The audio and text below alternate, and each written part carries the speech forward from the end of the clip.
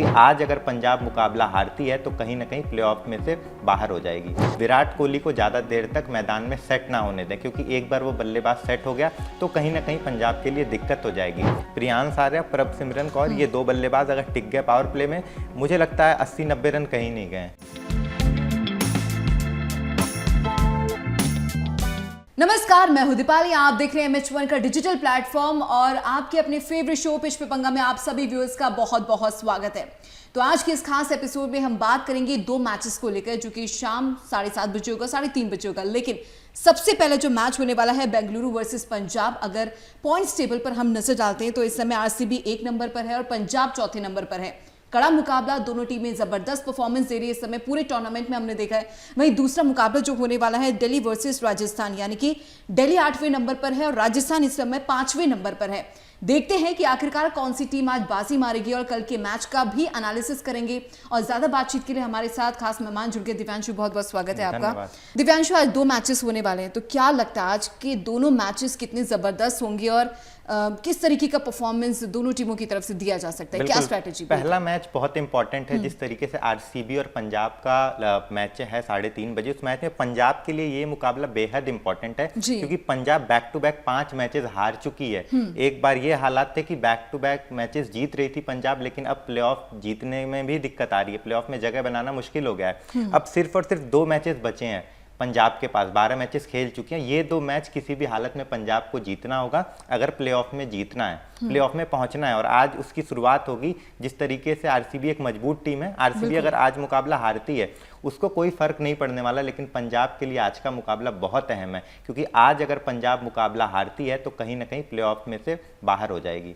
तो कह सकते हैं कि RCB देखिए पॉइंट्स टेबल पे भी पहले नंबर पर है, अपनी जगह बना ली है और पंजाब को पूरी तरीके से रिप्लेस कर दिया है, तो डोमिनेट करती हुई पूरी तरीके से नजर आएगी। लेकिन कौन से ऐसे प्लेयर हैं RCB में जिन पर कड़ी नजर पंजाब को रखनी होगी, किस तरीके से वो मात देते हुए नजर आएंगे? कौन से ऐसे प्लेयर होंगे पंजाब में जो कि पूरी तरीके से डोमिनेट कर सकते हैं RCB के प्लेयर्स? बिल्कुल, अगर RCB की बात करें तो विराट कोहली, जैसे लास्ट मैचेस में हमने देखा कि उनके बल्ले से सेंचुरी आई, उसके पहले 2 मैचेस में 0 पे आउट हुए थे, लेकिन जिस तरीके से विराट कोहली का कमबैक हुआ है सेंचुरी के साथ, जिस स्ट्राइक रेट से वो बल्लेबाजी कर रहे हैं, तो कहीं ना कहीं वो पंजाब के लिए घातक साबित हो सकते हैं। पंजाब का पहला निर्णय यही होना चाहिए कि पावर प्ले में किसी भी तरीके से विकेट लें और सेकेंडरी विराट कोहली को ज़्यादा देर तक मैदान में सेट ना होने दें, क्योंकि एक बार वो बल्लेबाज सेट हो गया तो कहीं ना कहीं पंजाब के लिए दिक्कत हो जाएगी। दूसरी ओर अगर पंजाब की बात करें तो पावर प्ले में उनको कोशिश ये करनी चाहिए कि ज़्यादा से ज़्यादा रन बटोरें। प्रियांश आर्या, प्रभसिमरन कौर, इन दोनों पर बहुत ज़्यादा जिम्मेदारी होगी, क्योंकि पिछले कुछ मुकाबले से उतना अच्छा परफॉर्मेंस देखने को नहीं मिला। बहुत उम्दा खिलाड़ी हैं, लेकिन उस स्ट्राइक रेट से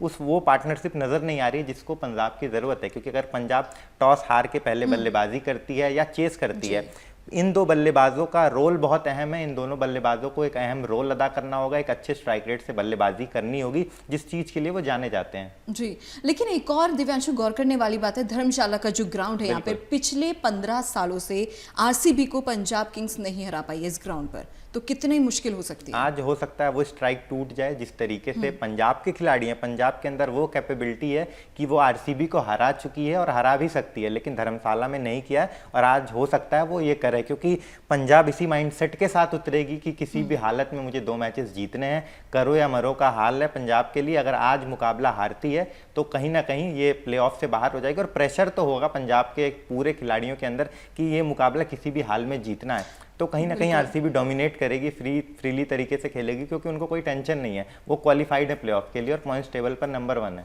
तो अगर हार भी जाती तो कोई खास परेशानी नहीं होगी, कोई इतना फर्क नहीं पड़ने वाला है। लेकिन अगर आज के पिच की अगर हम लोग बात करते तो क्या चूज करना ज्यादा फायदेमंद रहेगा? गेंदबाजी चुनना ज्यादा फायदेमंद होगा, क्योंकि चेस करना आसान होगा। लेकिन प्रभसिमरन सिंह की अगर बात करें तो कितना बड़ा गेम चेंजर हो सकते हैं आज के मैच में? अगर वो पावर प्ले तक भी टिक जाते हैं, 6 ओवर बल्लेबाजी करते हैं, तो कहीं ना कहीं गेम चेंजर साबित हो सकते हैं, क्योंकि जिस तरीके से वो बल्लेबाजी करते हैं, प्रियांश आर्या, प्रभसिमरन कौर, ये 2 बल्लेबाज अगर टिक गए पावर प्ले में, मुझे लगता है 80-90 रन कहीं नहीं गए। जी, भुवनेश्वर कुमार की अगर मैं बात करूं यहाँ पे, तो उनका रोल कितना इंपॉर्टेंट रहने वाला आज के मैच में? बहुत अच्छा होने वाला है, क्योंकि जिस तरीके से हमने देखा इस साल परिवर्तन उनके गेंदबाजी में देखने को मिला है। हालांकि पेस नहीं है, लेकिन जिस लाइन लेंथ में बॉलिंग कर रहे हैं, बैक टू बैक विकेट ले रहे हैं, इकोनॉमी मेंटेन है, 5 की, 6 की, 4 की इकोनॉमी से गेंदबाजी कर रहे हैं, तो भुवनेश्वर कुमार बहुत अहम रोल अदा कर रहे हैं। और मुझे लग रहा है कि जो भी पंजाब के बल्लेबाज हैं कहीं ना कहीं उनके ओवर्स में आपको थोड़ा डिफेंड करना होगा, बहुत ज़्यादा आक्रामक शॉट खेलने की ज़रूरत नहीं है और उनके ओवर में समझदारी से बल्लेबाजी करना होगा, वरना विकेट गवा देंगे। पिच पर कितनी स्कोरिंग हो सकती है? वही 200-250? हाँ, 200-250 होगा और मिनिमम 220 बनाना है अगर आप पहले बल्लेबाजी कर रहे हैं, वरना दिक्कत हो जाएगी। जी, और जैसे कि हम देख रहे हैं कि पिछले लास्ट मैच जो पंजाब के हैं वो हारती चली गई है, तो क्या स्ट्रैटेजी इस बार, क्या लगता है आपको कि परिवर्तन करना चाहिए?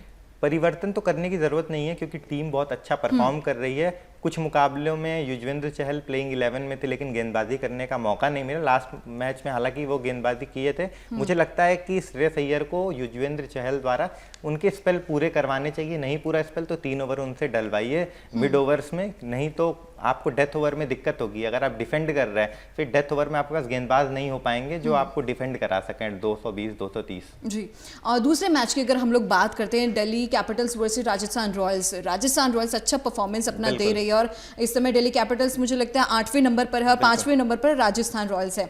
क्या लगता है दिल्ली कैपिटल्स इस बार बीट कर पाएगी राजस्थान रॉयल्स को? क्योंकि कुछ मैचेस में हमने देखा भी बिल्कुल दिल्ली अब अच्छा परफॉर्म कर रही है और दिल्ली जीतती है या हारती है दिल्ली को कोई फर्क नहीं पड़ने वाला है क्योंकि अब वो नहीं क्वालिफाई कर पाएगी प्लेऑफ के लिए। लेकिन राजस्थान के लिए पंजाब वाले हालात हैं, करो या मरो का मुकाबला है। 11 मैचेस खेल चुके हैं, 3 मैचेस बचे हुए हैं और तीनों मैचेस उनको जीतने होंगे अगर प्लेऑफ में क्वालिफाई करना है, तो उनके लिए भी बहुत मुश्किल है। रियान पराग के कप्तानी में कहीं ना कहीं उनको अब अच्छे निर्णय लेने होंगे और अच्छी कप्तानी करनी होगी। हालांकि रियान पराग की कप्तानी अच्छी थी, बल्लेबाजी से उन्होंने उतना योगदान नहीं दिया, लेकिन कप्तानी अच्छी थी और टीम का जो लाइनअप है वो भी अच्छा है। गेंदबाजी में Jofra Archer, Tushar Deshpande, Nandre Burger, bowling unit उनकी बहुत अच्छी है। बल्लेबाजी में भी ध्रुव जुरैल हैं और वैभव सूर्यवंशी जिस तरीके से वो बल्लेबाजी करते हैं, तो टीम बहुत पैक्ड और अच्छी टीम है। लेकिन दूसरी बात यह है कि आज का जो मुकाबला है वो दिल्ली में है, तो कहीं ना कहीं पलड़ा जो है दिल्ली का भारी होगा। हालांकि एक चीज ये भी रही है कि दिल्ली अपने होम ग्राउंड में ज्यादातर मैचेस हारी है, लेकिन अब मुझे लगता है कि वो टेंशन फ्री होंगे। हमने ये देखा है कि जो टीम प्लेऑफ से कहीं ना कहीं दूर चली गई थी वो अब अच्छा कर रही है। चाहे हम लखनऊ की बात कर लें, केकेआर की बात कर लें, एमआई की बात कर लें, प्रेशर कम है, चिल है, अच्छे तरीके से खेल रहे हैं क्योंकि उनको पता है कि खोने के लिए कुछ भी नहीं है। अपने परिवर्तन करेंगे और अच्छे तरीके से परफॉर्म करेंगे। लेकिन दिव्यांशु एक चीज और देखिए, जो पिछले मैचेस हुए, चाहे हम किसी भी XYZ टीम की बात करते हैं, तो जब भी होम ग्राउंड पे मैच होता है तो जिस टीम का होम ग्राउंड होता है उस टीम पे टीम हमेशा हार जाती है। ये चीज हमने देखी है, ऐसा हमेशा रहा है। तो इस बार भी पॉसिबिलिटी ऐसा कुछ हो सकता है? दिल्ली ने बहुत सारे मैच अपने होम ग्राउंड में हार लिए, 70 बना के भी हार लिए, 254 बना के हार लिए। हाँ, तो अब जीतने की बारी है। मुझे लगता है अब मुकाबला शायद जीत सकती है क्योंकि प्रेशर नहीं है। प्रेशर नहीं है, लेकिन एक्स फैक्टर कौन हो सकता है दोनों टीमों में? अगर हम बात करें राजस्थान में एक्स फैक्टर वैभव सूर्यवंशी और जोफ्रा आर्चर, बहुत उम्दा गेंदबाज हैं जोफ्रा, और जिस तरीके से 15 साल के युवा बल्लेबाज वैभव सूर्यवंशी बल्लेबाजी कर रहे हैं उनका कोई तोड़ नहीं है। अगर दिल्ली की बात करें तो दिल्ली में कहीं ना कहीं उतना बैलेंस नजर नहीं आता है, गेंदबाजी भी उतनी उम्दा नहीं है, बल्लेबाजी भी कहीं ना कहीं उतनी उम्दा नहीं है।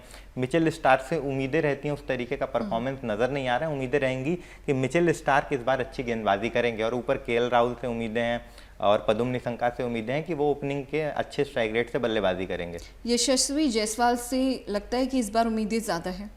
बिल्कुल उम्मीदें रहती हैं क्योंकि हमने देखा कुछ मैचेस में वैभव सूर्यवंशी बहुत जल्दी आउट हो गए, पवेलियन लौट गए, तो कहीं ना कहीं उसके पास जिम्मेदारी रहती है जायसवाल की कि वो अच्छा परफॉर्म करें, कहीं ना कहीं मैदान में एक छोर पे टिके रहें और टीम को एक अच्छे स्कोर तक पहुंचाएं।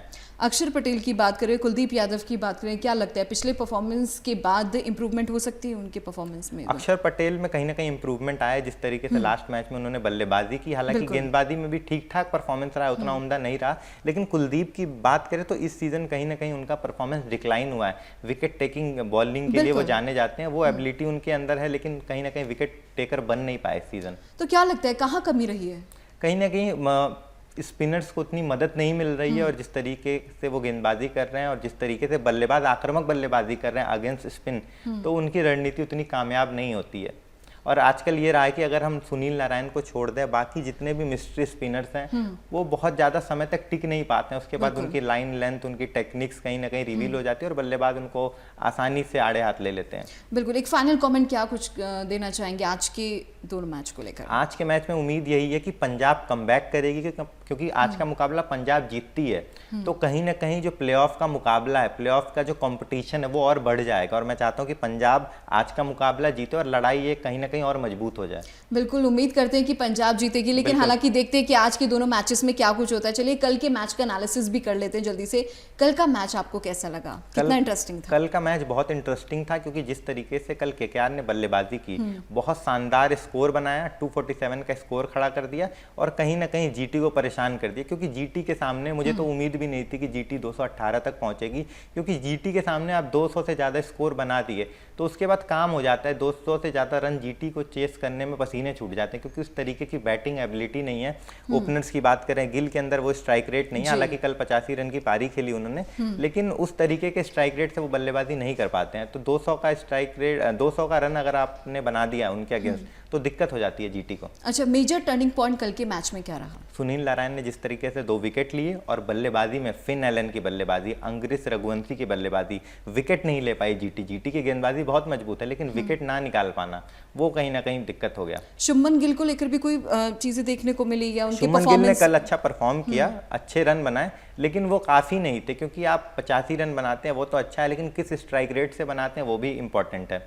और दूसरे प्लेयर्स ने उतना योगदान नहीं दिया। हमने सिंधु जो पिछले मैच में 13 बॉल पे जिन्होंने अच्छा परफॉर्म किया था, लेकिन कल उनका बल्ला नहीं चला, 4 बॉल पे 1 रन बना के आउट हो गए। तो कौन सी टीम के लिए आने वाले मैच में परेशानी हो सकती है, क्योंकि अभी ज्यादा टाइम बचा भी नहीं है? बिल्कुल परेशानी है पंजाब के लिए, राजस्थान के लिए और कहीं ना कहीं इन 2 टीमों को, हैदराबाद के लिए, इन तीनों टीमों के बीच लड़ाई है क्योंकि जीटी और आरसीबी ने अपनी जगह पक्की कर ली है प्लेऑफ में। अब इन तीनों टीमों के बीच लड़ाई है कि किस तरीके से कौन सा टीम ज्यादा मुकाबला जीत के अपना प्लेऑफ में जगह बनाता है और जीत के साथ एक अच्छे रन और एक अच्छे विकेट के उससे जीतना होगा कि आपका जो रन रेट है वो भी अच्छा बना रहे। अच्छा, जिन टीम्स के आपने नाम लिए उन टीम्स में से सबसे ज्यादा प्रॉब्लम किसके लिए खड़ी हो सकती है, किसको सबसे ज्यादा मेहनत करने की जरूरत है? मेहनत तो पंजाब को करने की जरूरत है क्योंकि हैदराबाद की टीम पैक है, बहुत अच्छी है टॉप टू बॉटम, राजस्थान भी टॉप टू बॉटम बहुत अच्छी है, हालांकि पंजाब भी टॉप टू बॉटम अच्छी है, लेकिन जिस तरीके से फील्डिंग हो रही है कहीं ना कहीं लास्ट मैचेस में बहुत सारे कैच ड्रॉप हुए हैं क्योंकि लास्ट मैचेस वो प्रेशर नजर आ रहा है प्लेयर्स पे, कैचेस ड्रॉप हो रहे हैं, उस तरीके की फील्डिंग एबिलिटी नजर नहीं आ रही है और विकेट पावर प्ले में गिर रहा है, तो कहीं ना कहीं अपने ऊपर काम करना होगा पंजाब को। बिल्कुल, पंजाब को इस समय काम करने की बहुत ज्यादा जरूरत है। एक फाइनल कमेंट क्या देना चाहेंगे? फाइनल कमेंट यही है कि आज का मुकाबला पंजाब और राजस्थान के दृष्टिकोण से बहुत ही इंपॉर्टेंट है। दोनों टीमों को कमबैक करना होगा और दोनों ही टीमें अगर आज का मुकाबला जीतती हैं तो प्लेऑफ की जंग बहुत ज़्यादा इंटरेस्टिंग हो जाएगी। बिल्कुल, उम्मीद यही करते हैं कि दोनों टीमें जरूर जीते, लेकिन देखते हैं कि आखिरकार आज के दोनों मैचेस में क्या होता है, कौन सी टीम इस बार बाजी मारती है, कौन सी टीम हारती है। लेकिन फिर भी देखते हैं, इंतजार करते हैं क्योंकि अभी मैच होना बाकी है, पिच पे पंगा जरूर होगा और देखते हैं कि क्या कुछ अलग स्ट्रैटेजी लेकर ये दोनों टीमें मैदान में आज उतरती है। चलिए फिलहाल के लिए मेरे साथ इस खास प्रोग्राम में बस इतना ही। देखते रहिए H1 का डिजिटल प्लेटफॉर्म। दीजिए हमें इजाजत, नमस्कार।